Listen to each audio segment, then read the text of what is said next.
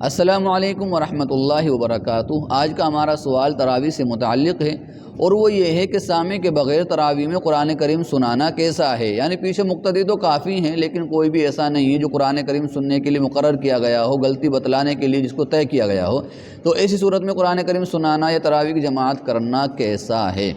تو جواب سن لیجئے کہ اگر حافظ قرآن کو اچھی طرح قرآن کریم یاد ہے، جو امامت کرا رہا ہے اس کو پختہ قرآن یاد ہے، تو ایسی صورت میں بغیر سامع کے بھی تراویح کی نماز درست ہو جائے گی، کوئی حرج نہیں ہے۔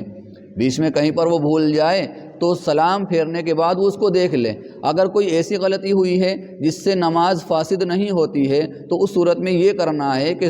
جو کچھ غلط پڑھ لیا گیا تھا اگلی رکعت میں اس کو لوٹا لے، اور اگر غلطی کوئی ایسی ہو گئی ہے جس سے نماز فاسد ہو جاتی ہے تو ایسی صورت میں ان دونوں رکعتوں کو، اور جو قرآن کریم ان دو رکعتوں کے اندر پڑھا گیا ہے، چاہے وہ دو رکوع پڑھے گئے ہوں چاہے وہ آدھا پارہ پڑھا گیا ہو، جو کچھ بھی ان دو رکعتوں کے اندر پڑھا گیا ہے، چونکہ غلطی ایسی ہے جس سے نماز فاسد ہو جاتی ہے، اس صورت میں دونوں رکعتوں کو اور قرآن کریم کو لوٹانا ضروری ہوگا۔ اس سلسلے میں ہمارے پاس کچھ فتاویٰ ہیں، وہ ہم آپ کے سامنے پیش کر رہے ہیں، دیکھ لیجیے، خلاصہ آپ کے سامنے بہت اچھی طریقے سے واضح ہو جائے گا۔ احسن الفتاویٰ جلد نمبر 3 صفحہ نمبر 521، دیکھیے آپ یہی خلاصہ اس کا بھی۔ اس کے بعد دیکھیے آپ فتاویٰ قاسمیہ جلد نمبر 8 صفحہ نمبر 334، اور اس کے بعد ہم جامعۃ العلوم بنور ٹاؤن کا فتویٰ بھی آپ کے سامنے پیش کر رہے ہیں، بہت اچھی طریقے سے مسئلہ آپ کے سامنے واضح ہو جائے گا۔